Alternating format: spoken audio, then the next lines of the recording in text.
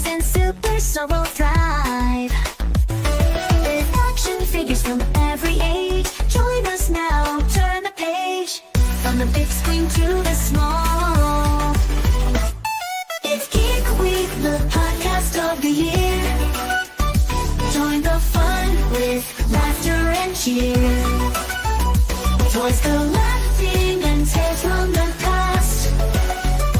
Tune in now, the good times will last. We dive into movies that make us dream, with memories like a childhood theme. TV shows that caught our eyes, let's collect the moments and rise. Like, share, subscribe, don't miss out. It's Geek Week, the podcast of the year. Join the fun with laughter and cheer. Toys collecting and tales from the past. Tune in now, the good times will last. Like, share, subscribe, don't miss out.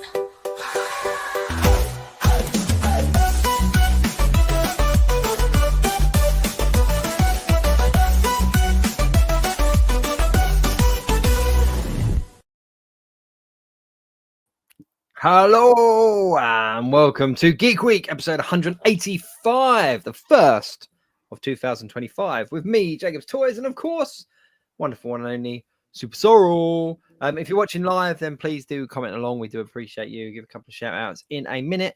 If you are watching on catch up, though, like we know a lot of you do, Mr. Sorrell, what is it that you need to put in the chat? Please use the hashtag #CatchUpCrew. There we go. There we go. Couple of quick shout outs quickly. Andy Roberts, Mackenzie Turner fan, John Hood, Joshua Boy Toys. Hello, Happy New Year. Welcome to you. We'll get to the others in a minute. Just quick reminder to anyone that is watching, we go out across a bunch of different places. So if you can't see your comment on the screen of the one that you're watching, doesn't mean that we don't see it. It just means it's coming in from another platform or something. So we'll do our best to put them up on the screen as we go. But yeah, new year, 2025.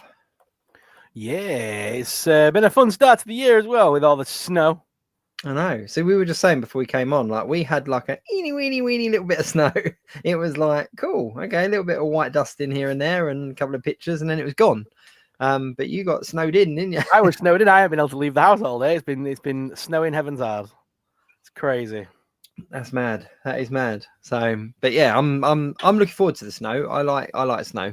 So it's always good fun. But you know, you probably had enough of it today. Yep.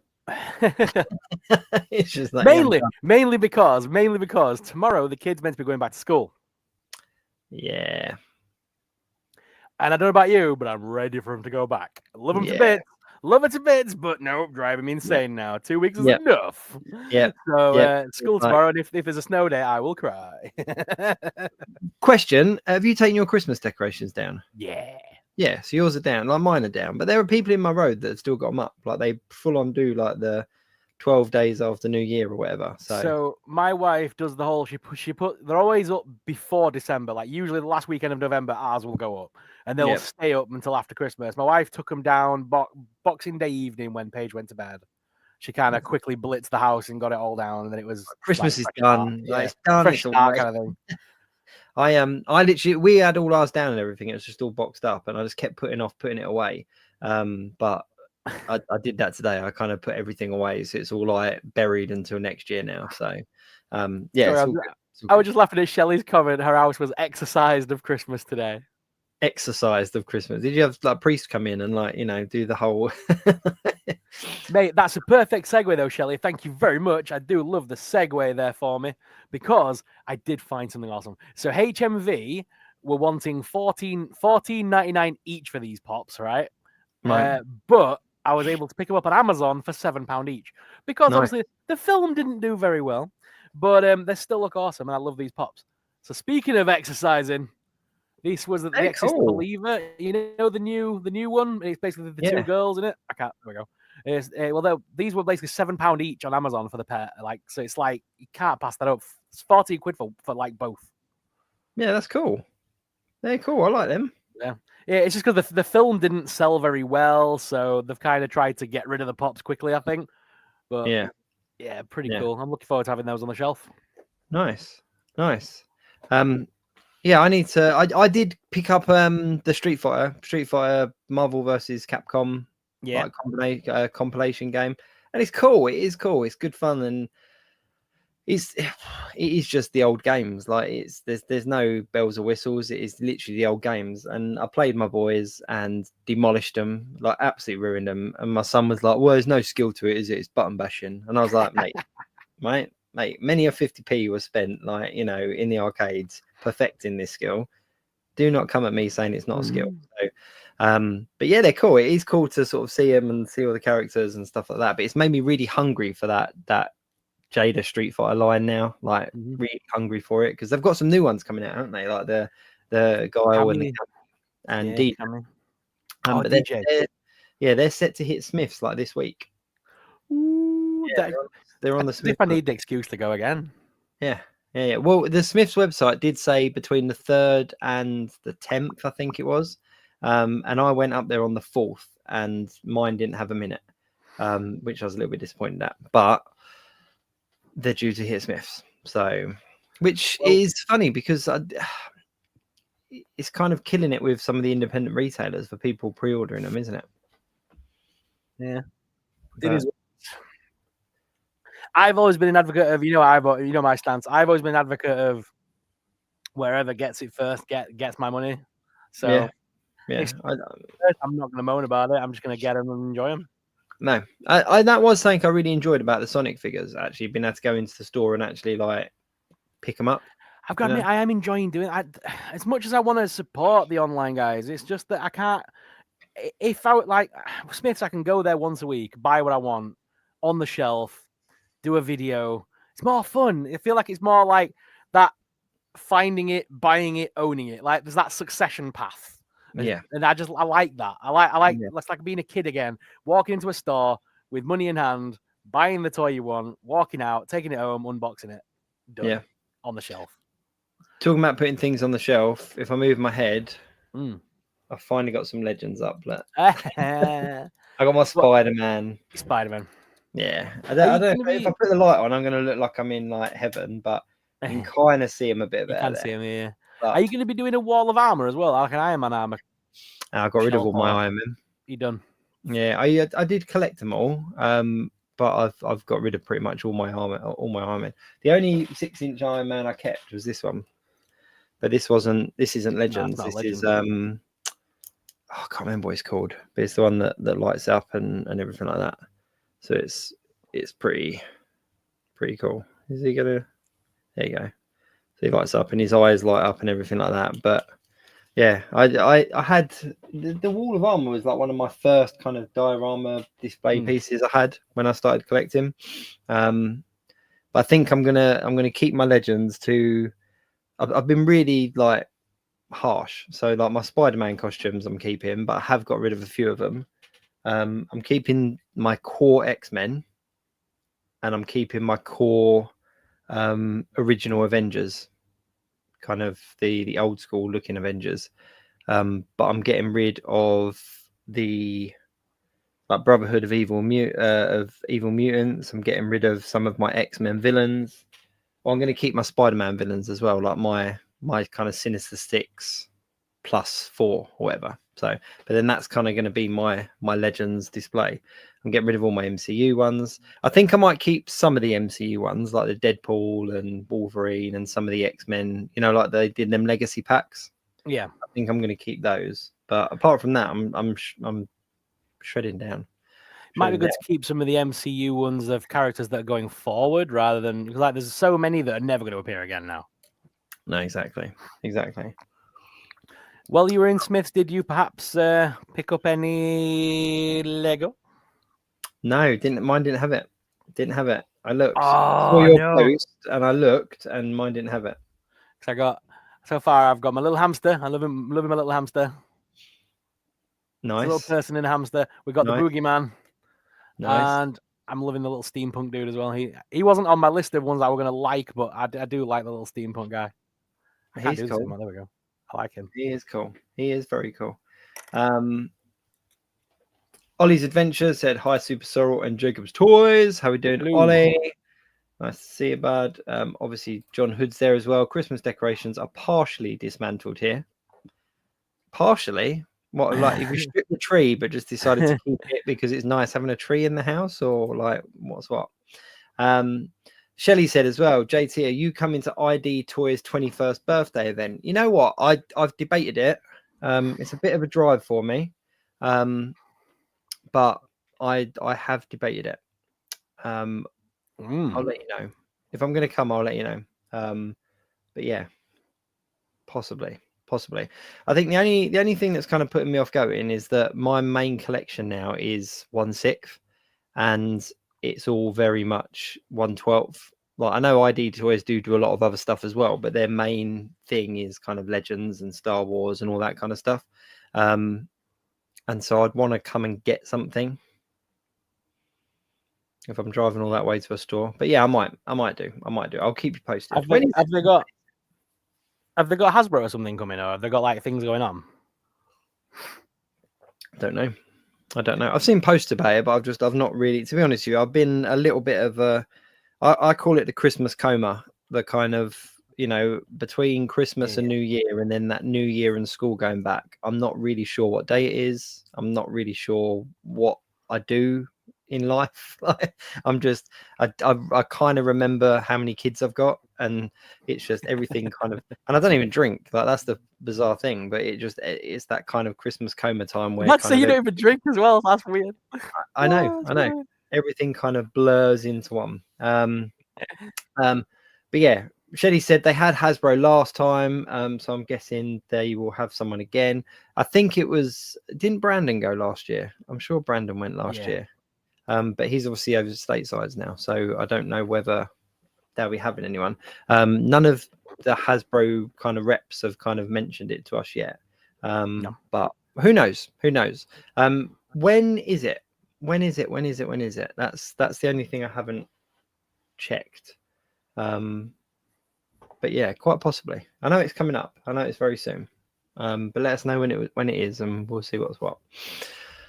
But yeah, so there we go. Tyler J. Marr in the comments said, "Hi, SuperSorrell. I love your videos." Hello, Tyler. And don't forget, Dave popped up and said hello as well. I'm not sure if he said hello to Dave. Dave is in the chat as well. Dave Nipples with a new profile picture there, Dave. He does. See, I always knew who you were because of the transform with the nipples, but you know, it's all good. There we go. Triple G in the comments as well. Hope you're good, my friend. Hello.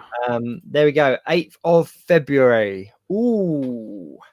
I fly out to New York on the 14th, so maybe I could squeeze that in. I might have to say to my wife, we're going to New York. I'm treating you to New York. We're going to go and see a load of musicals and stuff. So 8th of February, I need to drive up to Norwich, isn't it? Where they're... Yeah. Do we need to contact Ryan for that weekend?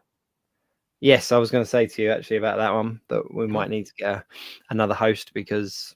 Or as is in the chat, how about we ask good old Triple G?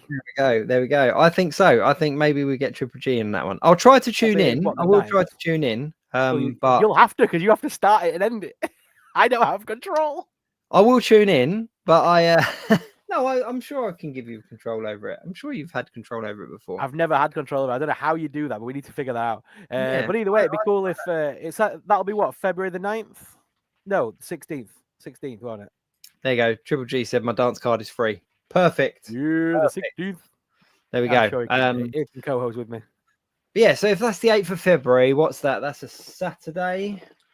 Yeah. So yeah, I fly out the following Saturday. So yeah, maybe I will. I'll see what's what. I'll see what's happening. It'd be quite fun. But yeah. So obviously this week we've put as the title card a few things. So obviously our 2025 toy resolution. So what we're kind of going to be looking at moving forward and what our plans are for the year toy wise and collecting wise. But also we've talked about WWE coming to Netflix. Yeah. Which is Tuesday. Yeah, well, for England, yeah. Monday Night Raw is the technically it's tomorrow for the Americans, but yeah, for England it comes on about 1 a.m. live. But I'll be watching it. I'll be watching it about 7, 8 when I wake up with breakfast. Yeah. I'm looking forward to it. But before we get into that, one thing that we didn't really chat about last week because we were scared of spoilers so close to Crimbo and stuff. But I think we should have a proper little chat about Sonic. About what? Sonic 3? Sonic the Hedgehog. Yeah, I'm happy to talk about Sonic. I love it. I've gone out and I bought went the to see it figures. again. I went to see it again yesterday. Did you? I went out again. I had to go see it again because it was a good film. I enjoyed it. I want to see it again just to enjoy it one more time on the big screen. I think that was one of them films that needed to be on the big screen because of everything going on and all the action scenes. And Yep. It was a good film. That I really enjoyed that. I think. Have you watched the Knuckles TV show? No, I haven't. I've resisted that one so far. It's pretty good. Is it decent? It's basically just like a. It's almost like a straight to TV movie in the same universe kind of thing. You know what I mean? Like it's not, the budget is not quite as big and all the rest of it, but it looks the same. And yeah, I'm a massive fan of this Sonic universe. Like, you know, I think it's going to be around for a little while. I don't think I am. I'm loving the fact that because for so long there's been companies have tried to like navigate making games into films and haven't really succeeded. I think the people that are attacking Sonic have kind of realized the storylines are stupid, really, if you think about it. They're quite childish. They're really over the top dramatic. Yep. So I think they just tackle it head on and go, it's going to sound stupid, but the game fans are going to eat it up. So they've kept most of that. Like when I watched it the second time, I was looking, it was like, that is scene for scene the Sonic the Shadow Hedgehog game. Like, most of it is accurate to the story of the game. Obviously, some of it's been, made bigger and stuff, but like most of it is accurate. Like the thing at the beginning where Sonic says, "There's no in-flight entertainment, I'm out of here." That is a direct quote from the beginning of the game. That is exactly how the game starts. Yeah, it's. I tell you, it is a. See, my theory with the Sonic universe, because I'm a big Sonic fan. Like I grew up playing the Mega Drive, and Sonic was kind of my go-to game. I was much more a Sonic fan than I was a Mario fan. You know, in school you were either Sonic or Mario. You know, they were the two the two camps. And I do like Mario. I play a lot of Mario now. My kids are very Nintendo focused, whatever. But when I was a kid, it was all about Sega.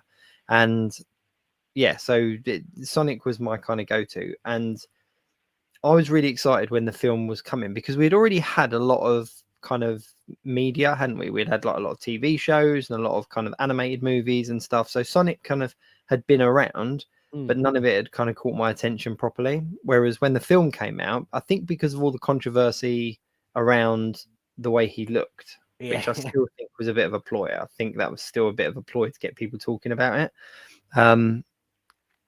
Because that kind of spiked my interest. And Jim Carrey, like Jim Carrey is always a winner. Like you can't go wrong with Jim Carrey. But I think that having Jim Carrey like in the first 3 films as Dr. Robotnik and kind of seeing that progression, and now obviously seeing like his grandfather version, it was all the little jokes of like it's almost like having the same actor play 2 characters at once, and they like look at the screen.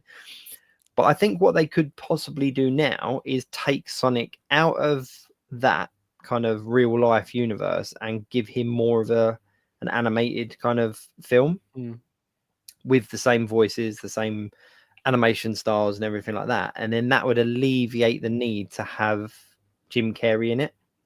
Yeah. Because I mean, Jim Carrey's already said that he only made this one because he needed some money. You know, quite cheap, but yeah, he's already been quoted though and saying he will return if the studio want him, he will return.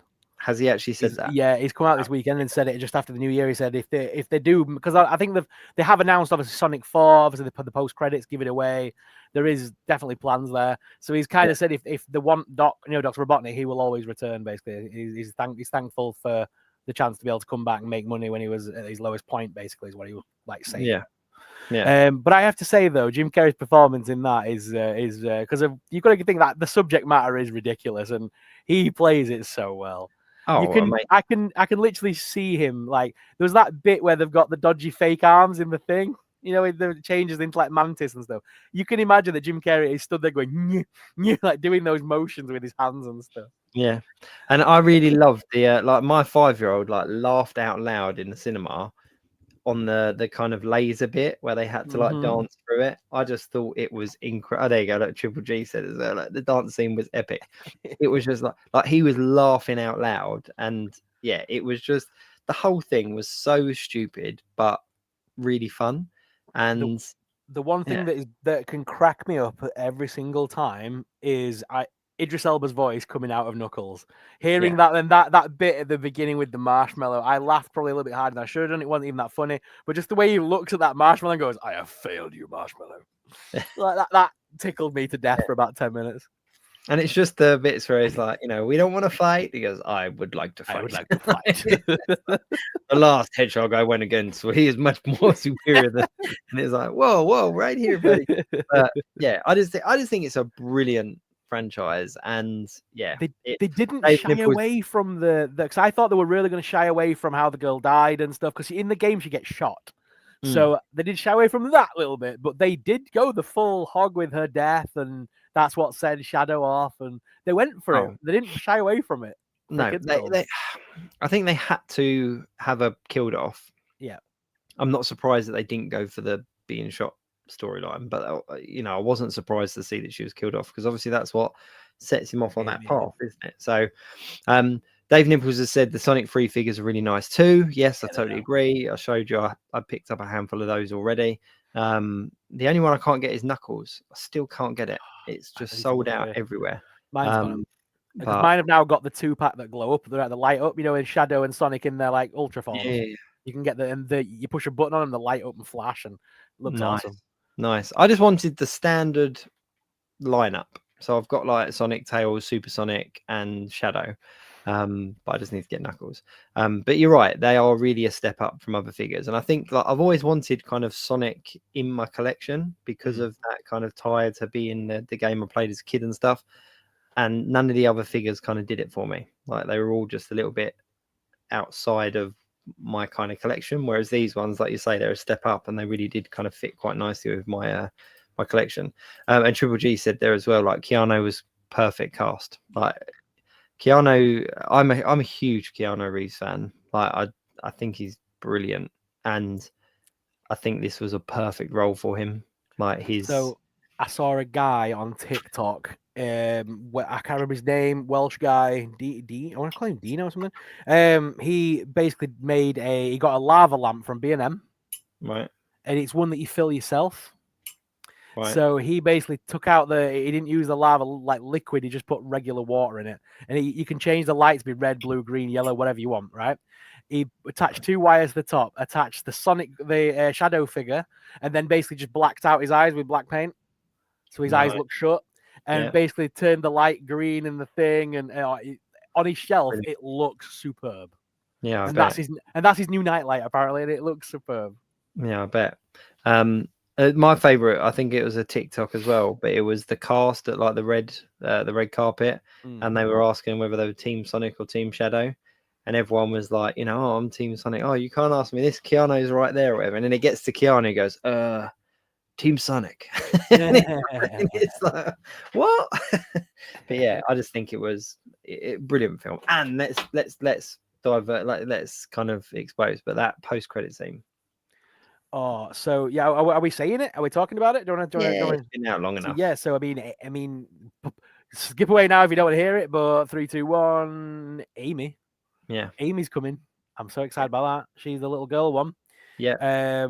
That'll be a good step up. I'm looking forward to that. And obviously, then we see Shadow survived as well. There's a second one, isn't there? And you see that Shadow actually. So I weren't surprised at that, but Shadow survived. I wasn't. I'm really pleased that Amy's coming to it, because obviously all the others are boys, so it does give the kind of girl audience somebody to like focus on, which is obviously what Amy was kind of created for in the first place, wasn't it? It was kind of to appeal to things. Yeah, and Metal Sonic as well, the droid Sonics as well. Yeah, I like to say they're all perfect cast characters to now, like you say, move towards a bit more of an animated, maybe even in space or on another planet. Maybe Sonic goes home and fights things and stuff. That'd be cool to see. Like a bit more animated. Obviously, the Netflix ones do stupidly well. Is it called? I can't remember. Is it called Genesis or something? There's one on Prime, Sonic Prime. That does stupidly well on Netflix. So I wouldn't be surprised if they sort of pivoted now a little bit and did something new. Yeah, I think that going back to his kind of home planet or Yeah. home world, wherever you want, however you want to call it, would make sense. And I think that they could kind of keep it with the live action at the beginning, but then the majority of the film takes place somewhere else, and then Yeah, you've got that CGI'd. to bring in so many other characters. But I just think it's such a huge universe. There are so many other hedgehogs, there are so many other storylines, and obviously games and all sorts of stuff. But the fact that they've now done Knuckles, well, obviously Tails, Knuckles, Shadow. Now we've got Amy, Metal Sonic, like all that kind of stuff. It's ticking off those core kind of cornerstones of the Sonic kind of universe. Yeah. I'm also really pleased that they've kind of kept all the characters in it. So like Knuckles is still in it, and it's not like he was in and then out. And I think it'd be cool to kind of keep Shadow in it and stuff like that. So yeah, it's I love it. I'm a big Sonic fan. God. I really I like the didn't- film. I didn't realize Amy appeared back in the 90s. I thought she was more modern than that. No, it's old. Like she's an I old don't girl. remember. I don't remember her being in like the older games. Yeah. Ooh, I need to go back and have a look. Have you got a list there of what games she first appeared in? Don't say it out loud. I'm going to see if I can remember. Give me like a list of 3. So Amy Rose. Okay, yeah. So I've got her first appearance here. So what? Give me a couple of games. Have you got a couple of games? Oh, that she's been in what? Because I've got her first appearance one. Did you want to know that one? No. I want to. You want to try and guess that one? So yeah. So I think I know her this. first appearance was in 1993. Okay, I know this. It was on the Mega CD, wasn't it? It was. So it would have been Sonic's Mega CD or Sonic CD or something. Sonic CD, yeah. Sonic CD, The first yeah. and only Sonic game for the Genesis and the add-on Sega CD. But yeah, Yeah. then she went on to appear in Sonic Adventure in 1998, Sonic Heroes in 2003, and then the 2006 reboot of Sonic the Hedgehog. There we go. Yeah, no. See, I remember because I remember having the Mega CD. That was like next level console. Like the thing that blew your mind was the fact that they had released the Mega CD.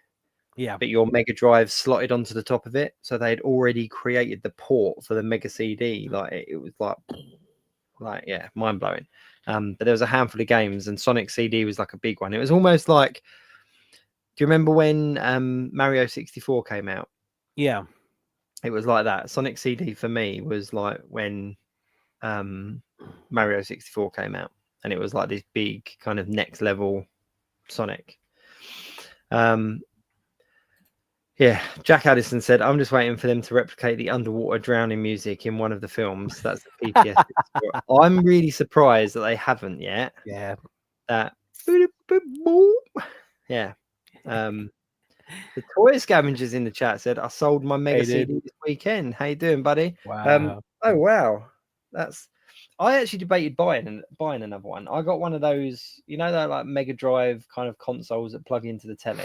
Yeah. It's got like a million different things. So I bought one of them a few years back and just rinsed it for like Sonic and Streets of Rage and stuff like that.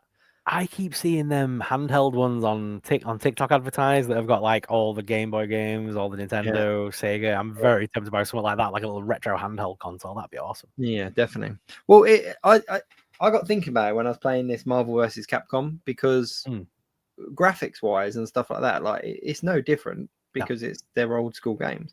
And so, like, that's one of the things one of my sons said was like, well, this is no different than that Mega Drive like graphics. And I was like, well, yeah, it's not going to be like updated graphics. These are old games. Like, just enjoy it, right?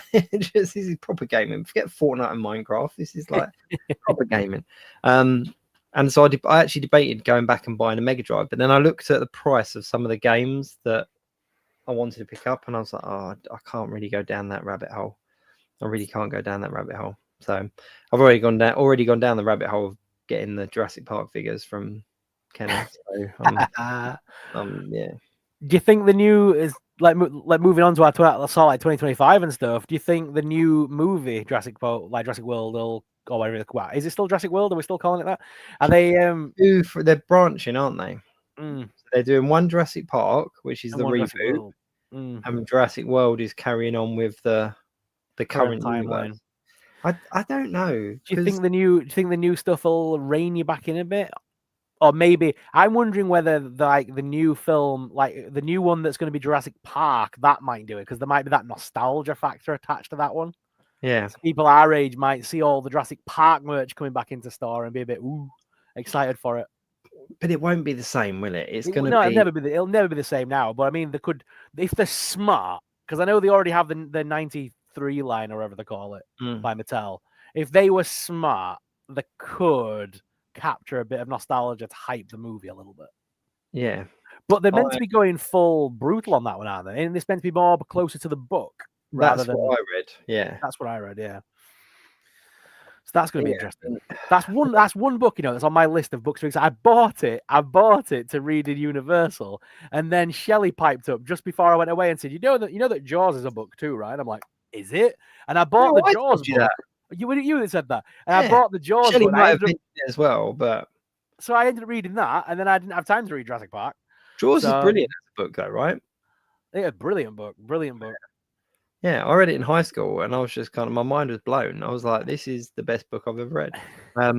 Yeah, I've never read Jurassic Park all the way through. I started it when I was younger, but maybe I need to buy that and read it. But yeah, Jurassic Park for me, it's just one of them things that it hits right in the nostalgia because it was the kind of perfect time where I was kind of just that little bit too old to be buying toys, but too young to be collecting toys, if that makes sense.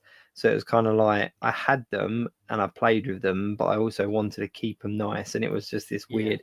But the whole Jurassic Park, it was dinosaurs. For the first time, it felt like you were really watching dinosaurs on screen, and most boys at some point love dinosaurs, don't they? I would really like to see them do like a Dino Riders film though, in the style of like Jurassic Park. Like, can you imagine how epic that would be? Like Star Wars meets Jurassic Park. Just Dino Riders. Mad Max meets dinosaurs for me. Yeah, that's all you need to do. It is. But yeah, so I'm really hopeful. I don't mind the new Jurassic World franchise. I quite like the bigger universe. I love the animations. I love like the Chaos Theory and Camp Cretaceous. I think they're brilliant. And they're obviously in that continued universe. I just don't know where the last one kind of didn't ruin it for me, but the last one was very, where are they going to go from here? So for me this year, I'm really excited because we're getting a Minecraft movie. As much as people are hating on it, I'm looking forward to Minecraft. I'm well excited, and I'm more excited for the merchandising opportunities that might come out of it. I can't wait to see what toys come out of that. If I can get a little Jack Black action figure, I'm all over that in a heartbeat. Yeah, I want a little Jack Black action figure. I'm surprised there isn't a decent Jack Black action figure based on the amount of things that he's done. It's crazy, isn't it? I'm sure there are some there, but yeah. So I'm wondering because they seem to shy away from making like back in the day, a film was coming out, there was a toy line, regardless. Same as there were a film coming out, there was a video game about that movie. That's died off in recent years. No, they don't. They seem to wait till see if the film or game or whatever is going to be any good, then pump out the toys. Yeah, so I'm we're still waiting for some form of Five Nights at Freddy's movie merchandising. That still hasn't happened, which I'm so surprised at. But I'm hoping they've learned the lesson this time. And the second movie that comes out this year, I'm hoping is going to be full of merch. They did pops for that though, didn't they? Nope. They didn't do any movie. They didn't do a single movie pop. They were all the pops they've released since the film have been the 10th anniversary pops, which are based on the video game. Oh, okay. I thought that nothing's come out yet, as far as I'm aware, that has been movie orientated. There might be third-party products, but I don't think they're official. But like Funko, for example, have not done a thing, and they're like the main license holder. Or they were until last year. Jazzwares have now got the license, so they might be a bit more like, let's bang out this merch. So we'll see what happens with that. I think these, and I'll say smaller because they are smaller in comparison to your Hasbros and your Mattels and things like that. But I think these smaller toy companies in the last year have really kind of stepped up. So you look at like Jakks Pacific, for example, have like the Simpsons license, have the Sonic license, and they're producing these decent action figures that collectors and kids that want to play with them are, you know, they're both kind of they're aimed at the right market. You've Yeah. got, like you say, Jazzwares is picking up a lot of big licenses. Then there's a lot of the more independent ones as well, like the Savage Crucible, Savage Crucible. Yes, that's the way, isn't it? You know, and all these more independent ones that are pumping out these really phenomenal looking figures. Yeah.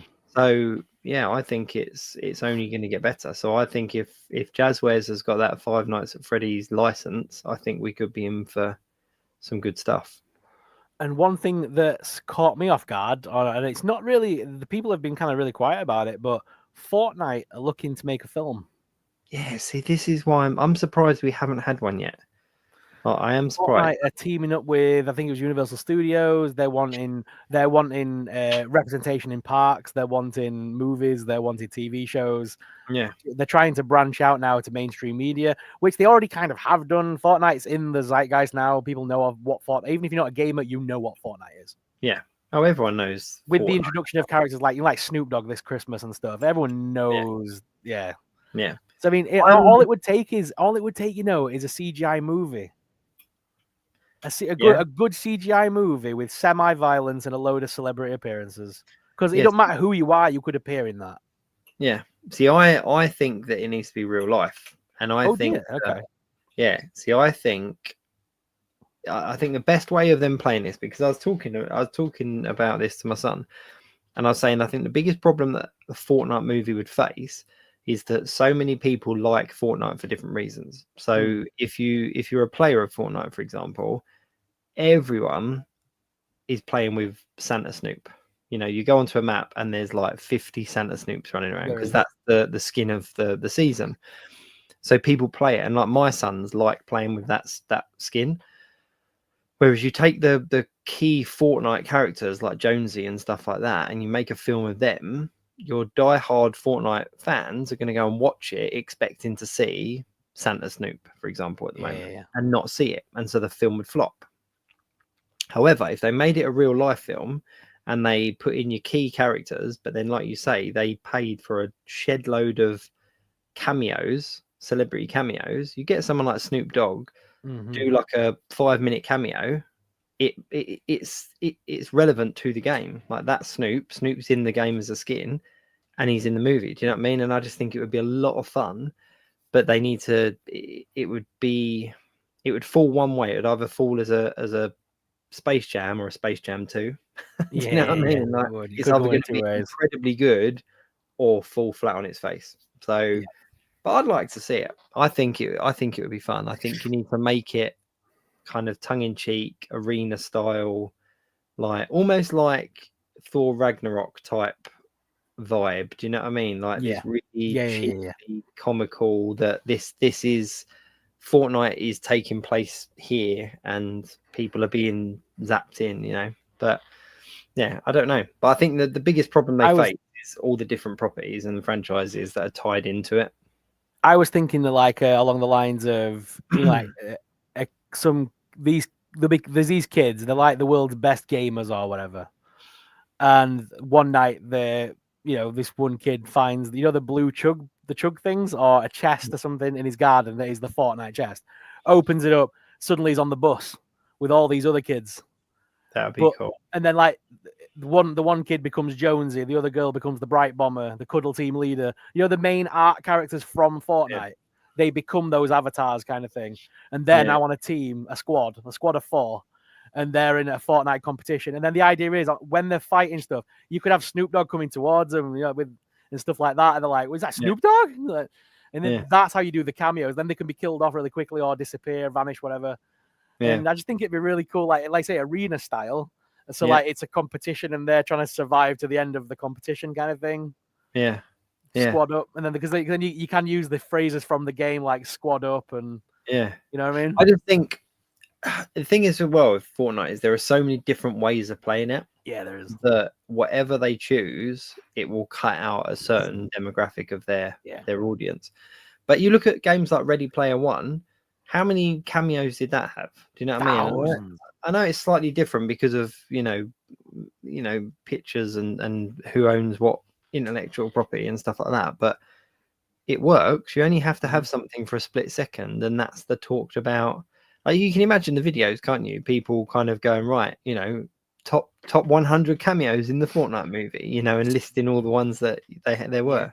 Ready Player One worked because they worked very closely with Universal, and most of those appearances are Universal characters, like your Chucky, Back to the Future. They're all things that belong in their movies, like Godzilla and things like that. So they were very easy to be able to pull them into it, like Transformers, and that's what they need to do. They need to pick a company that's got a lot of franchises under its belt. So Fortnite would have to work with maybe Disney to then be able to use the Marvel, the Disney, the Star Wars, because that's one of the main pulls of Fortnite is that Marvel and Star Wars tie-in. Yeah. But they wouldn't necessarily need to have like main characters. Like, it wouldn't have to be like Darth Vader and Captain America. No. Like, you could have a Stormtrooper. You could have like, you know, someone a little bit less known in Marvel, like, you know, just so that you had that representation. But I think it'd be quite cool. Yeah. Dave said there as well when we talk about the more indie figures. Yeah. Looking to pick up more indie. Yeah, Animal Warriors of the Kingdom. That is an incredible looking line. Brutal Realm again is another great looking thing.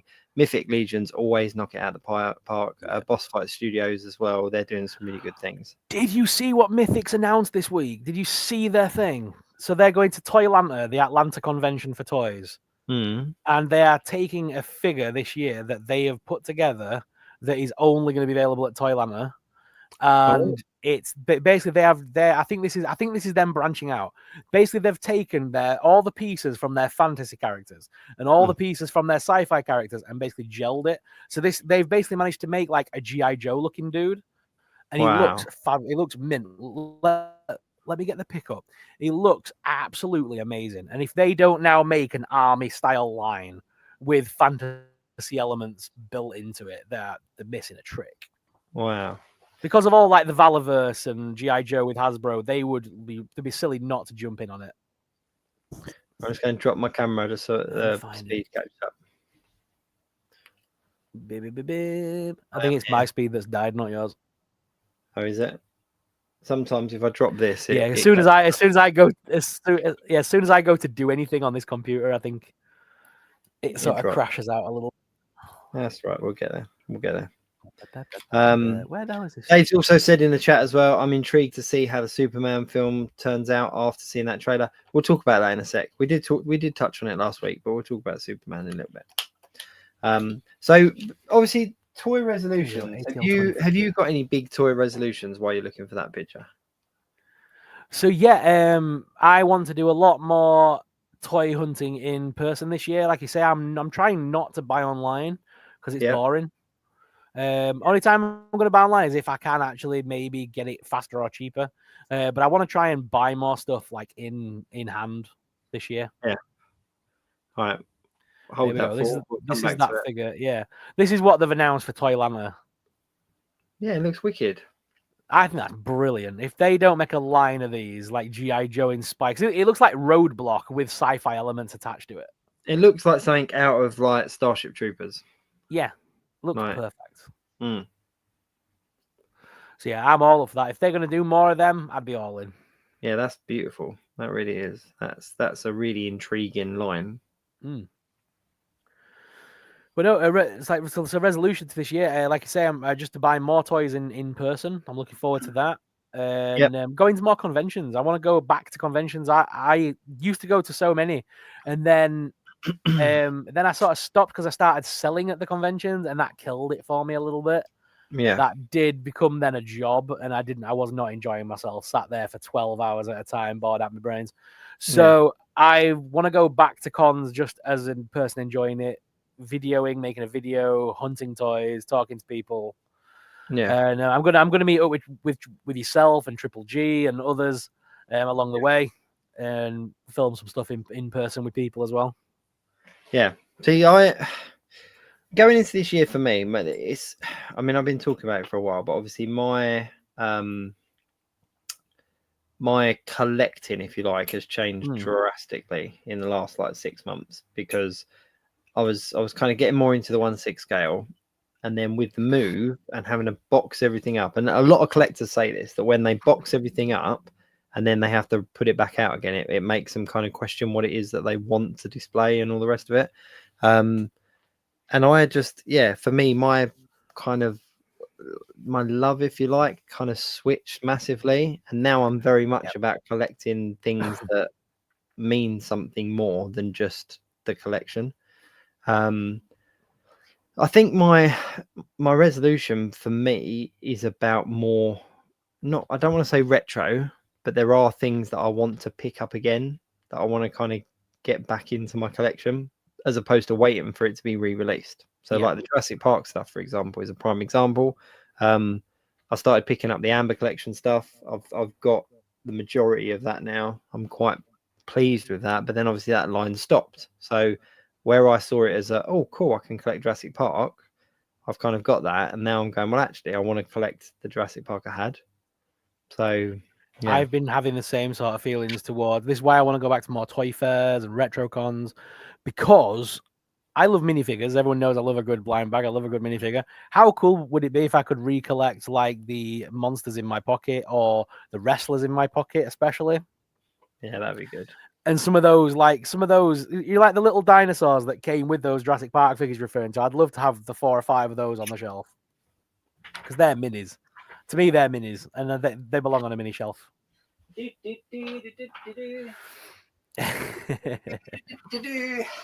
I love them. They're so cute. Yeah, see, I'd love them. They're wicked. They're wicked. So I got a little Brontosaurus that came with Tim. The T-Rex that came with Muldoon. Yeah, I never had the T-Rex one. The Pterodactyl that came with Alan Grant. Yeah, Triceratops that came with... That's so cute. That little Bumpy, I love him. And the little Dilophosaurus that came with Dennis Nedry, which is cool. But yeah, no, she's cool. That's my favourite one. Cool. I'll tell you what, there's one thing I've got to show you that I completely forgot, right? Yeah. And I want to know whether you knew this about this figure or not. So we talk about this figure quite a lot, don't we? Yeah. Right. So this is the Dennis Nedry figure. I've just totally ruined my display by pulling all these things off, right? Are you going to say about his arm pulling off? Oh, yeah. We talked about this on a previous show with... yeah, didn't know that as a kid. They both come off. And if you look at the actual arm as well, look, there's like the ripped, like production has gone into that. Yeah.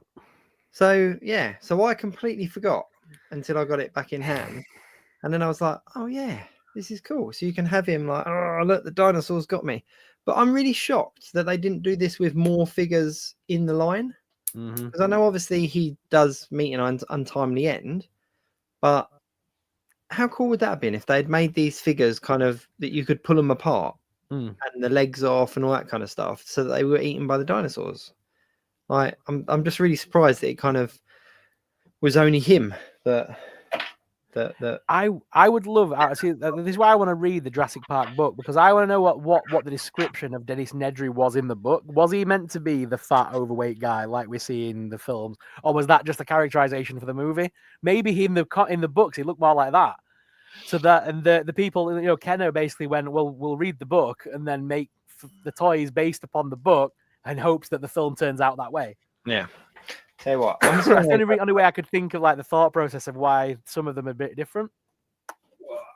So, just while we're here, I'm just going to grab what I've got so far, just to show you. This coffee cup keeps leaking, and I keep going all over myself. Hang on. Need to pop the lid off because it's leaking all over.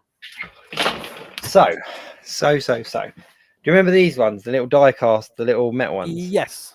Right. So I've only got 2 of these so far, because I never had these ones as a kid, but they come in 2 packs.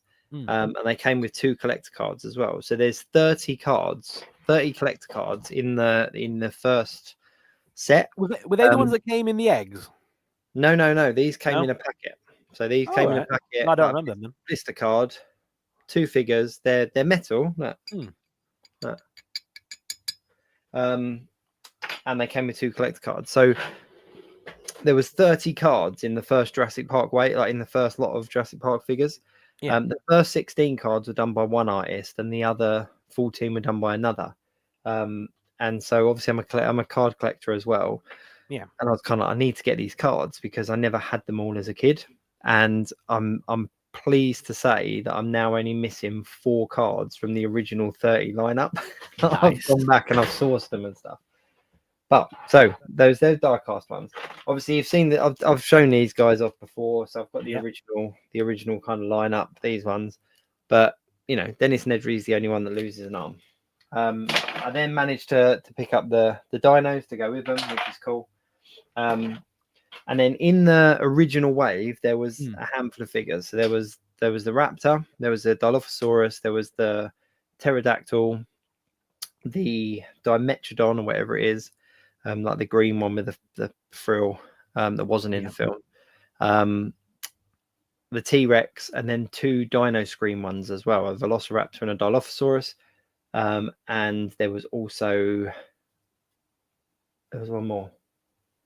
What was the other one? Oh, the Compies, but they didn't look anything like, they were like the bendy ones in a 2-pack. Yeah. And then after that, you got all the dino damage ones. So you got like the Junior T-Rex, you got the Stegosaurus, the Triceratops, and that lot. So I'm like, well, you know what? I'm going to collect the first lineup of them all. So I've got myself the Dilophosaurus, which is really cool. And these are just cool figures. Do you know what I mean? They're cool figures. And this one, did you ever have this one? No, I never had that one. So this one is Squeezy, and as you can see, there's a little hole in his mouth. Yeah. So you pop it in water, squeeze it, and then it squirts. That's cool. But so that's O2. So that's JP02. Yeah. This is the Dimetrodon that I was talking about. Yeah. Never featured in the film. I had that one though as a kid. But that one is 01. So that's the day 01. And obviously you do his little leg and he bites. And then my favourite figure was the raptor. Yeah, my favourite too. So I had to get 2 because I was like, I can't just have one. I only had one as a kid. So I got 2. But unfortunately, neither of these ones work. So these ones, when you did the leg, it done the little... Oh, see, mine never did the leg as a kid. Mine were always just the head. I just bobbed the head back up and down. I never moved his leg to make his head move as a kid. Yeah, so you can see if you see it gives a little bit of the move. Yeah. But yeah, I used to just do that with my finger. But there we go. So that's my setup at the moment, and I'm really pleased with how it's looking. I'm really pleased. I'm really excited about kind of, and it's really given me an excitement. Like there's something really exciting about kind of going back and trying to pick up these toys that I had as a kid. Again, I think I'm going down a similar sort of route. And this year, one of my things that I want to do is try and collect. I don't know. It's probably gonna have to be modern stuff, but I want to try and get the original 151 Pokemon in small figure form. So like, you see them at Smith's, and you get 2 at a time and stuff.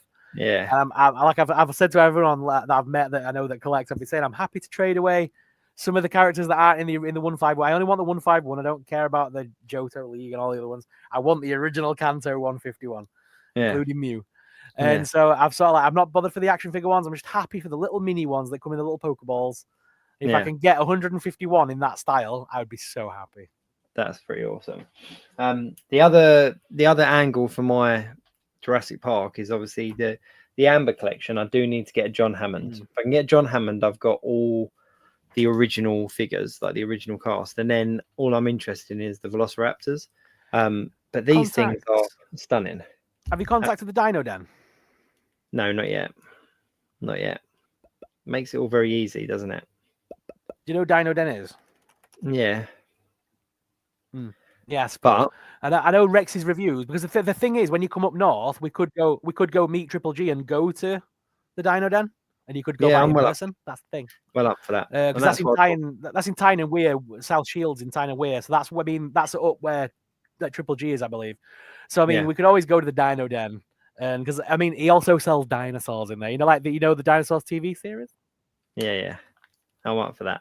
And I've only got 3 of these Raptors so far. So I've got the Tiger Stripe one as well from Jurassic Park, whatever, and then obviously got the original. But it's just, there's something very satisfying about having these 2 kind of next to each other on the shelf, because like the evolution of figures. But I've also found a company in China that are doing these, but different ones. So they've done the white one from Jurassic Park 3, like the woman, the female one at the end. So that one's on its way to me. So I want to see what that looks like in comparison. And then a few of the other ones that you saw in the films. But I want to get a good collection of 6-inch Raptors. and then my original Jurassic Park. So that's kind of my 2025 journey, if you like. Honestly, kind of how long it takes me to do that. But I'm not too fussed about all the big ones, like even the big T-Rex and the dino damage ones and stuff. I'm not overly bothered about those at the moment. But who knows? 3 months from now, it might be like half my wall is like. So you know that you've only ever seen this room with just the minis on the shelves, right? Because that's all I can fit in this room. You've not seen the rest of the house.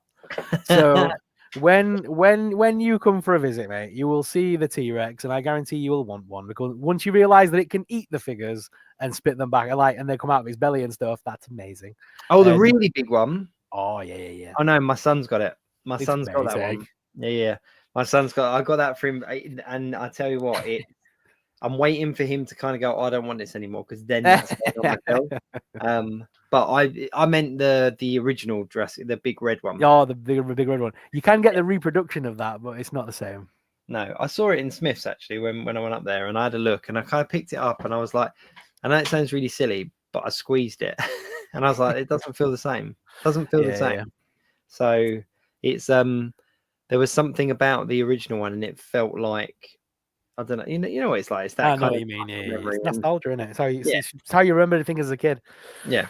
So, but I think that's my 2025 journey is Jurassic Park. I think that's where I'm going. So not massively. I don't want to kind of overtake my room, but I want to kind of collect that. And once I've collected that to a kind of a feeling of completion, then I will move on to another franchise that I had, something like Visionaries or something. One thing that from my childhood I always remember, I'm not sure if you'd have been a little bit older at this point, but do you remember Reboot? Yeah. See, I'd love to get some Reboot figures on the shelf. Yeah. Just because you don't see them very often anymore. They're kind of a bit harder to get now. It'd be fun to try and track them down now. Yeah. Or at least the 3 main characters. Yeah. Shelley said, Ash, whole shebang had the neck. See, I'm not. I don't want the NECA ones. See, I want the original crappy plastic ones. I want the horrible the big plastic things that didn't do anything. I just want them because they're the ones the big squeezy ones are like bath toys, aren't they? They were the ones I wanted I had as a kid. I had the baby and I had the dad, and I think I had the son as well because he was always cool when he with his leather jacket and his skateboard. He was the cool one. Yeah. Oh yeah. Dave said, have you seen the Blockies Pokemon kit, Sorrel? See, no, I can't go down. I've already gone down the Blockies like path, and I've got the Transformers, and I don't even collect Transformers, but the Blockies look so good. Yeah. The fact that I could get Scourge and Bumblebee sits on his shield and looks like he's trying to stab him, and it just looks mint. So I had to buy both of those, and I can't go down another Blockies route. No. It's bad enough that Smiths have marked down. There's a Mewtwo and Mew battle set that has been marked down in price to like $9.99. And then my brothers showed me loads of these accessory pieces that you can buy online that makes it look like they're in bubbles and floating, and it's a little rabbit hole, isn't it?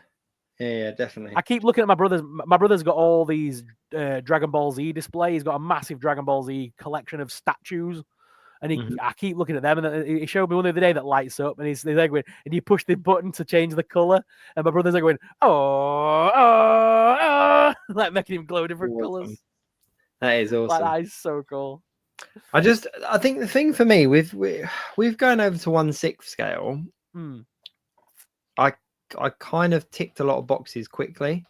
Yeah. So I was kind of like, you know what? And we talked about this previously, where it was like, I want representation for a particular franchise. I got a figure for it, and then it was done. Whereas when I was collecting 6-inch, it was much more, oh well, here's this team, and for another £100, you can get that team, and then. Do you know what I mean? And it just kind of spirals. Whereas with 1/6, I'm a lot more selective about what I get, which has kind of given me the opportunity to now pick up on these other things. And there is something fun about the nostalgic collecting because it's all out there. Do you know what I mean? Because we're old. Because we're old, yeah. We're old. You know what really made me sad, actually? What made me feel really weird? I was out for dinner with my friends yesterday, and their daughter's 21, and she was talking about. But long story short, she was referred to as a mature student, and I was like, what? I was like, what? If people in their 20s are mature students, what are we? So there we go. But yeah, so I don't know. My 2025 toy resolution is to just enjoy collecting as opposed to compulsory collect. Yeah. And I think that's the difference. And little things as well, like with the Ecto 1 coming out a little bit later in the year with the HasLab. That's kind of given me something to look forward to with Ghostbusters. And my Ghostbuster collection is already pretty much where I want it to be. So it's just kind of waiting for that as a centerpiece. And yeah, I don't know. Before we move on to one of our main topics of the evening, just got to touch on, there is some rumors flying around right now that good old Tobey Maguire may be returning to the Spider-Man role for 3 movies. Yes. Apparently he's in talks for the 2 Avengers films and the Spider-Man movie. And people apparently have found things that the Spider-Man movie is going to be Spider-Man Battlegrounds. So what people think is going to happen is the Battleground storyline, which is a Secret Wars storyline that's a bit more modern, where Earth became Battle Earth. Yeah. So people think the first Avengers movie will start it. The Spider-Man movie will be a part of the sort of movie arc and then end with the final Avengers movie. Yeah. Because they will all come out. Because thing is, then you're gonna have to drag Fantastic Four into it because they come out before. They come out this year, don't they? Yep. Or are we complete? Or is the idea of their film being in the 60s this time around to avoid all of the Battle Earth storyline, so they can just kind of close off this multiverse idea and then move forward with Fantastic Four? I'm hoping that's the plan, but we'll just have to see. I think it's interesting that we've had rumors about Tobey Maguire, but nothing about Andrew Garfield.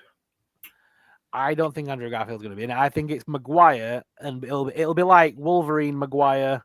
You know what I mean? It'll be like an all-star cast to finish it off, won't it? To culminate the last 20, 30 years of films. Yeah. I'm just surprised that the way that Andrew Garfield was received. Like, he obviously was a huge fan favorite coming out of that Spider-Man film. And I'm surprised that they didn't see him as the money ticket and go after him. Or maybe they did and they didn't get him. But I think there could be bigger plans for him in the future of the Spider-Man universe anyway. Yeah. Yeah. I think they could use him very easily going forward. Tobey Maguire is knocking on. He's our age. He's a little bit older than us. He's knocking on. He can't play this role forever. Andrew Garfield's still got it in him. He's still a young lad. He could potentially do it in 10 more years and be the Tobey Maguire of that movie. You know what I mean? He's got a chance to appear again later on as an older guy. Maguire's running out of time. Yeah. Tobey Maguire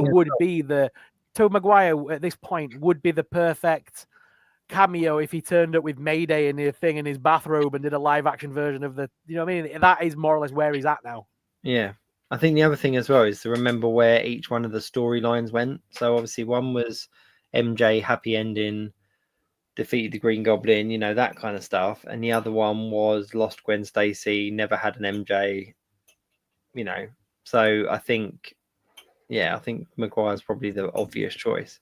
But I you know what, I wouldn't sort of turn my nose up at the idea of seeing him again. And I think if they can get people like Wesley Snipes' Blade and Channing Tatum's Gambit and, you know, like you say, all these kind of older classical characters. They're the characters that you could kill off and it wouldn't matter going forward. So like Maguire could die in this film if he wanted to, because there's no pliable way of bringing him back in the future anyway. He's already had one big pop. This would be his second outing as Spider-Man. Yeah. It wouldn't be worth bringing him back again. So any of those characters, when you think about it, could potentially be murdered, be killed off, and it wouldn't even matter. Yeah. I am really curious as to how they're going to do the black suit storyline, though, because it has to be done. It has to be if they're doing Secret Wars, like, surely it has to be addressed. And I just don't know. I don't know how they're going to do it. But I don't know. I think that, you know, I think it was Dave earlier said about the Superman film. But I think the Marvel Cinematic Universe has definitely got some competition now with the DC Universe. and I know that it's getting a mixture of kind of love and hate online.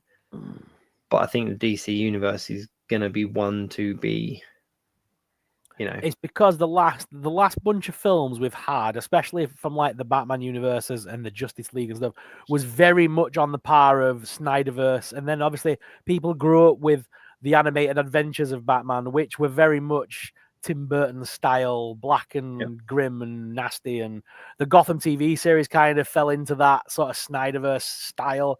So for the DC's live action films, most of them have been very gritty and not cartoony. Our generation remembers, the original Christopher Reeves films, and we remember campy Batman, and a lot of younger people probably have never seen those ones. And like we remember Batman and Robin and Batman Forever, which were a bit more campy. So I mean, I'm not bothered about it going towards that more popcorn, enjoy your film, just a bit of fluff. I'm happy for that. Yeah. Not everything needs to be dark and serious. No, not at all. Not at all. And I think, I mean, if anyone's going to do it, it'll be James Gunn.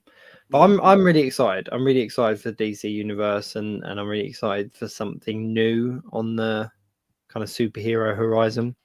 Of course, I love Marvel, but I'm excited to sort of see where that goes. But I'm a lot more excited at the moment to see what's coming out of the DC one. But I do hope that people at Marvel are kind of looking at this and going, okay, for the first time in a long time, we've got some competition on the horizon. So let's see what we can do, because I think that's they've become a victim of their own success, and that's why so many things have flopped recently, because I know this isn't how they've done it, but it almost feels like it's we'll do this, we'll put it out, and it will do well. Right? Yeah. So Dave Nichols said, "I want to see a fun Superman movie." Yeah, me too. Me too. That's exactly what I want to see. So, but dude, we've got 20 minutes, and you know what's coming out? WWE Raw. Yes, mate. Yes. Mate, I'm so hyped. I'm so happy. I'm really excited because, like we said previously, it's making WWE accessible for. Well, not only that, did you see what happened on January 1st? Have you been on Netflix recently? No. So January 1st, WWE became a part of Netflix for the first time. All the back catalogue of everything, more or less, has appeared. All the pay-per-views are there. You can go back and watch. Yeah, you can go back and watch some classic matches. You can go back and watch. You can go back and watch any of the SmackDown and Raws and NXTs from the last year or so to catch up. And it's going to be going out live on Monday nights and Friday nights in America. We get them at the same time live if you want, or you can watch them on repeat. As soon as they've gone live, that's it. They're on the service. Nice. So I believe that during the live stream, if you join the live late, I believe you can even click play from the beginning rather than the way where it's up to. So it's going to be a big game changer. Like I say, it's going to put WWE in front of a lot of eyes that didn't have it before. More homes in the UK have got Netflix than Sky Sports. So really? I reckon so. Yeah, Sky Sports is expensive. Yeah. So I mean, Netflix is £7 a month. I imagine that more households these days have got Netflix. So it's a good move on WWE's part, especially for the kids and the younger generation, because that's their audience. The core audience really is the younger kids. Yeah, it's just us adult kids love it as well. But mate, get excited because The Rock is returning, my friend. The Rock is back on Monday. He's gonna be helping kick it off. And you know why, my friend? Because that storyline I've been talking about for the last year and a half is coming to an end finally. Is it? Solo Sikoa, the brother of the Usos, right, is going one-on-one in tribal combat with Roman Reigns. Amazing. For the Ula Fala, which is the little red necklace they wear around the neck, and to call themselves the tribal chief. The only problem is, that when Roman Reigns wins this match, cuddles his cousin and says, "I love you, brother," and they do the whole "we're one family" and all that stuff. It's just going to hit just as they're about to put the Ula Fala on Roman Reigns, you'll just hear the "if you smell what the Rock." Yeah, he'll come out in his final boss outfit, and he'll be like, "There's only one head of this table. See you at WrestleMania," and that will be again. It'll be another tribal combat match for the Ula Fala between The Rock and Roman Reigns. That's where that's going. What was the It has to. There was a snippet that I saw with Triple H and Cody Rhodes. Have they done that already? Yeah. So Cody, He opened Cody, the case and it all glowed up, and he was like, yeah. for one night only. For one night only, it was the remade Saturday night main event, and It was they the old brought belt. back they brought back the old belt. They brought back the old winged eagle belt. Yeah. And Cody Rhodes had it over his shoulder for the night, and that was his championship for the night. It was meant to be a one-off. Kevin Owens came out and basically destroyed him in front of the fans and took the belt. Obviously, that belt technically means nothing, but he's now declaring, I am the champion. And Cody Rhodes is declaring, well, I'm the champion. I've got the proper belt. And Kevin Owens is doing the whole, well, you can't disrespect this belt. You know, this is the original belt. So they're going one-on-one for the unified WWE Championship on this Monday Night Raw match. Amazing. So there's some big matches. Obviously, we've got the women's division. The women have now got the women's Intercontinental Championship now. Yep. So there's a lot of big matches on this first kickoff show. Netflix have pumped some money into this thing. So I've just had a realization that the Geek Week is about to turn into a sports show. We are literally going to be talking from here on out, from episode 186 onwards. We are going to have a sports segment of the show where we talk about wrestling. We're turning into a sports show. This is great. No, I love wrestling. I love wrestling. I was very much I was a huge fan in the 90s and everything like that, but for me the big one was like Monday Night War, and going into like the DX and the Attitude Era. Like that was my time. So I'm excited. At the moment, it's a good time for WWE. They've just turned this new cornerstone. They've dropped the whole PG era thing. Vince McMahon is gone. Stephanie McMahon is no longer really in charge of anything. Triple H is the big boss. Yeah. There is a board of directors, which The Rock is now on. Shawn Michaels runs NXT. Triple H basically writes the storylines with a writing team and is the head honcho there now.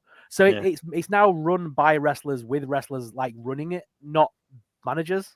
No. It's people that have been in the industry a long time and know what they're doing. Like Triple H knows, and he already has the respect of the troops because he's been there, done that, tore his body up doing it. Yeah, you know, he's not asking you to do anything he hasn't already done. No. So it's a good time to be a fan because there's a lot of young stars now coming up because Triple H and that are allowing them to come up and be big. Did you watch the McMahon special? Like, yeah. It felt more of a highlights reel of WWE more than anything, and it's kind of chronicling the rise and fall of Vince along the way. Yeah, that's how it felt to me. It felt very much like the backstory of, you know, previously on WWE. It is. It's like we're taking over, so here's the history. Yeah, that's how it felt. And they declared, didn't they? You know, this all took place before anything happened or whatever. And it's, I don't know. The silly thing is that when McMahon kind of became the character McMahon, I really liked him as a character. Yeah. And there was something really cool about, you know, seeing the boss go up against Stone Cold and all this kind of stuff. And then obviously I never got into, like, I'd kind of fallen off it by the time it got to the really bizarre storylines revolving around McMahon. Like McMahon for me was all about the Attitude Era. Yeah. But yeah, I still, even in my, I must have been late 20s, and I went to see wrestling at the O2, I think it was, and there was DX was there, like DX came back, so it was John Cena was there, like it was all like the big names. Cody Rhodes was there, John Morrison. I used to love John Morrison. But yes, there was all these big kind of names, and they were all on this show. And I was 11 again in the audience, like absolutely loving it. But yeah, it's brilliant. But Shawn Michaels for me was always my favorite, And I really liked on that McMahon show. I really liked when they talked about the screw job with Bret Hart, you know, and I was always a big Shawn Michaels fan, and it was really interesting seeing that from all sides, if that makes sense.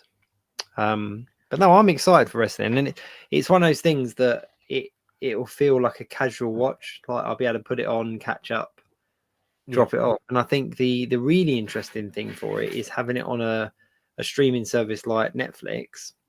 People will be able to fast forward, so they'll be able to skip the matches they don't want to see and just watch the parts of it they want to catch up. When you watch the pay-per-views now, it has chapters just like the television stuff. There's chapters in there, so nowadays you can go on it and go, right, WrestleMania 2, Hulk Hogan versus Giant, whatever. You can just flick to that match and watch that match. Perfect. And then turn it off again. So that like say, if I want to tune into SmackDown that week and I'm only care about the Roman Reigns segment, I can jump straight to that bit. Yeah. But the one thing that got exciting for me about as part of the whole acquisition and the announcement and the partnership, they now have control at Netflix over the WWE movie brand. So you know that WWE has a movie branch. Oh, yeah. And they made films, with Triple H, and they've done films obviously with John Cena over the years. Netflix are now going to assist in the production and creation of those movies. WWE still create them as a company, and their talent will still be in them, but Netflix gets to have the first dibs of putting them online and helping fund the productions. Yeah. So there's going to be more money going into them. So that could be good. You look at John Cena. John Cena now is a legitimate movie star. The Rock is a legitimate movie star, but like John Cena, for example, his first kind of film was on that that WWE. I think it was the Marine, wasn't it? Because the Marine. Because Netflix are taking over that. I feel that John Cena and The Rock could still make movies with Netflix and WWE as a part of Netflix. Why would they not? They'd make millions of dollars out of it. Yeah, just like a movie would. I mean, the Netflix productions these days are amazing. Knives Out. I mean, that's Netflix. Knives Out was brilliant. It was really so good. I mean, there's a thing here where like John Cena's retiring this year. He's doing his big final 2025 is his final year in the company. That could be why, because then this whole acquisition thing means he'll just be able to put movies out with Netflix. Yeah. Under WWE, still a part of the WWE's Legend contract. He's still going to be a part of WWE, but just through Netflix now. Yeah. That could be a very interesting way of keeping talent around that are injured or hurt or whatever, new lines of places for them to go. Yeah. And I mean, in some of them, don't get me wrong, some wrestlers are very good at wrestling, but not very good at acting. Yeah. Like, let's not batter that up. Some of them cannot act. They can wrestle and they can play the part, but they cannot act.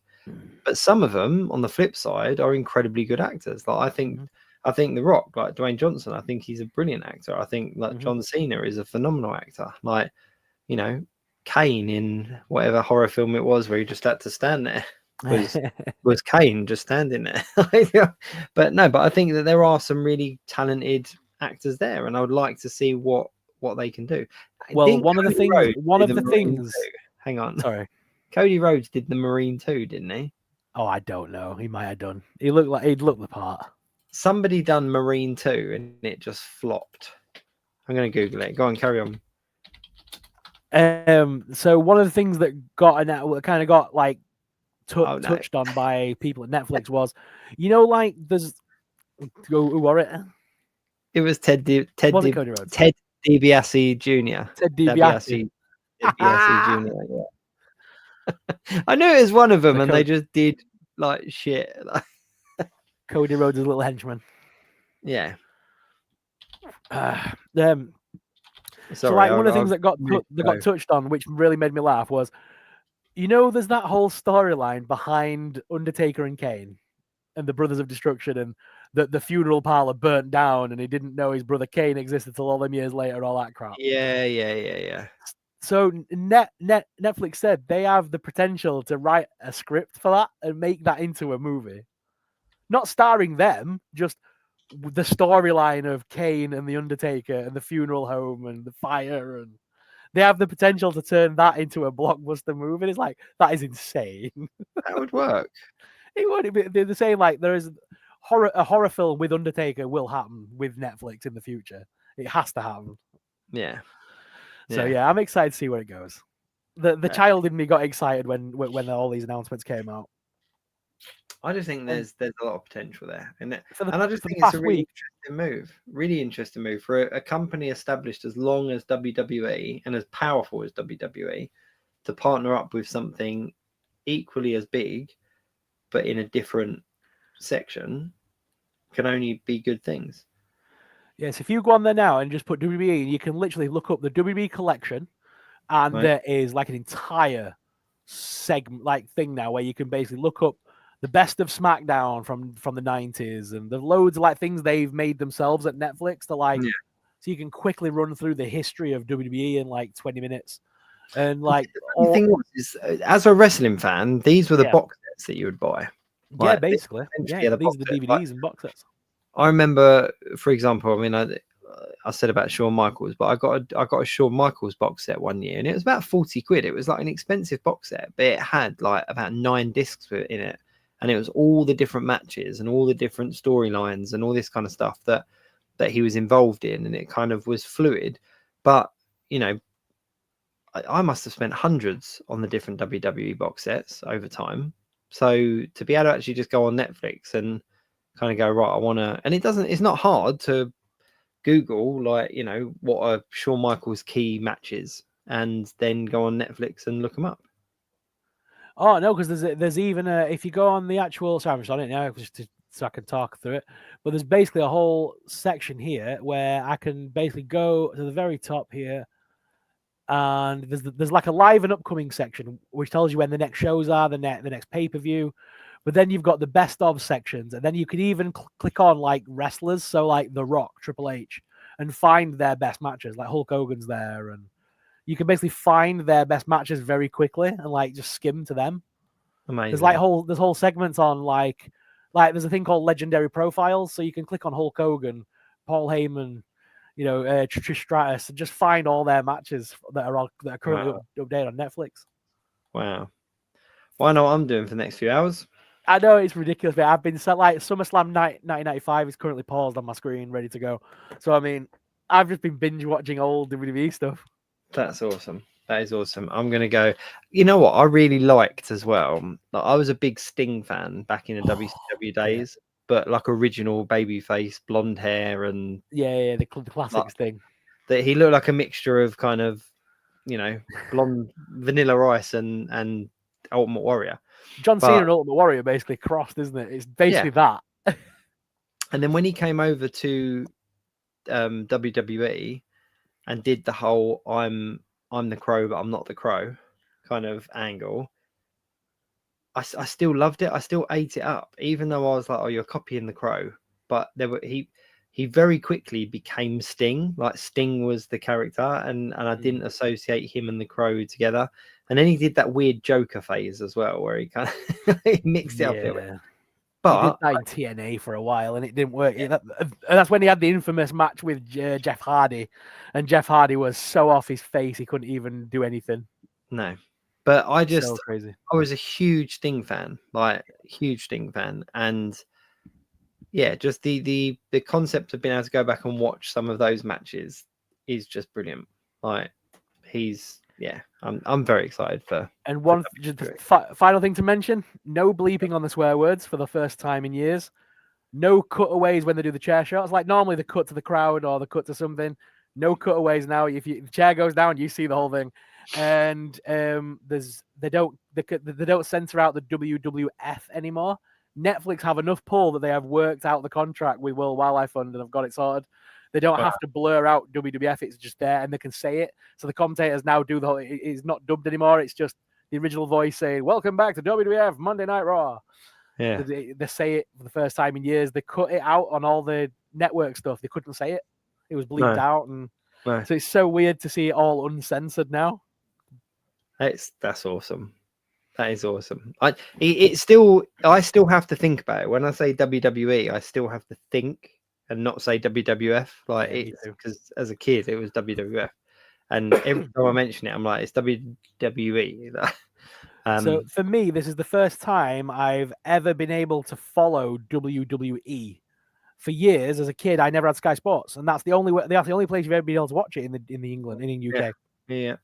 So I've never been able to follow it properly. I've had to watch the highlights on YouTube or pirated versions of the episodes, and I usually have to wait till the pay-per-views and then watch them on the app, on the W app. Yeah. But I used to follow WCW. I think I've mentioned this before. I followed WCW as a kid. Yeah. Because it was available on the Sky network I had after Cartoon Network, it would switch to TNT, and you could watch the repeats of Monday Night Nitro. And that was on a Friday night. And you got Thunder and WCW played together, and I would follow that. So I never followed WWE. So this for me coming onto Netflix is the first time in my entire 35 years that I'm actually going to be able to watch it week upon week and follow it, which sounds ridiculous, but it is. My only question, I don't know whether you've answered this already or not, but when it comes to pay-per-views, are they still going to be pay-per-views, or are they going to be streamed live on Netflix? Streamed live on Netflix. They've got the whole WWE contract. Perfect. WrestleManias, everything. Amazing. Because that's the other thing as well, is that, you know, with Netflix have obviously been branching out and doing live events and all that kind of stuff where you can tune in, and you've only got to look at like the Tyson fight, for example, had such a huge tune in. It'll be interesting to see whether their subscriptions like bounce when you've got things like WrestleMania and stuff, because people will sign up to watch that. During Netflix live events, there will be live adverts, just like, because like on WWE now, they'll do the whole word from our sponsors, and it'll be like Slim Jim or whatever.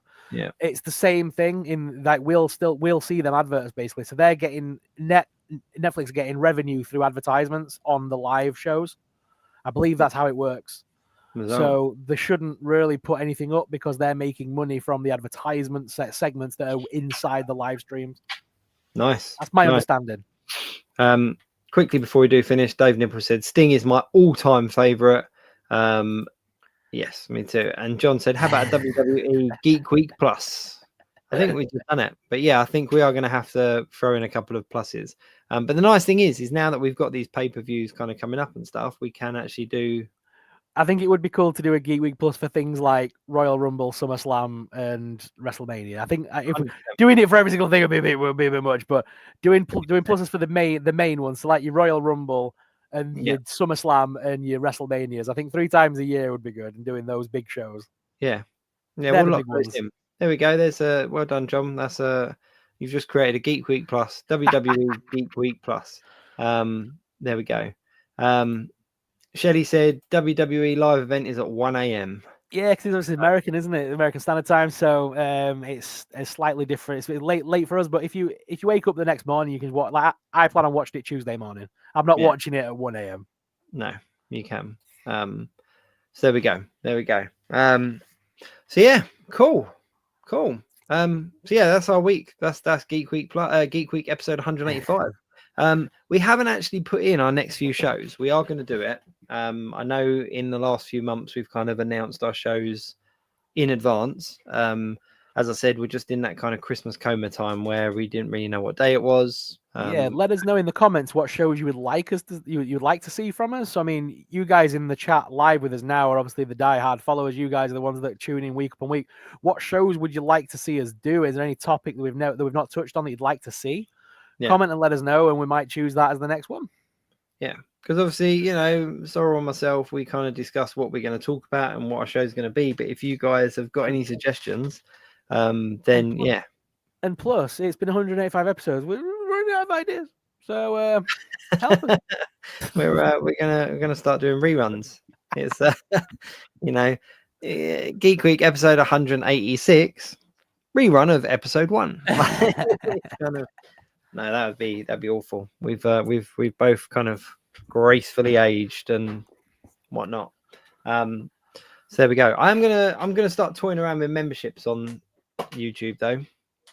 I'm definitely going to start toying around with that, just because I think if we're doing all these extra stuff, we can put some little snippets on those membership channels, can't we? So they're always good fun. So I think I might start having a toy around with that as well. But yeah, let us know in the chat what you guys want to do.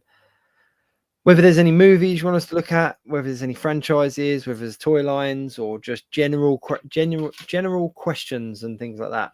I thought you could say general crap then. It's just general crap you want us to talk about. Just let us know. General questions. I'd quite like to do some more of these kind of like did you know shows where we kind of like pull apart kind of things that, you know, in movies and things like that. Yeah.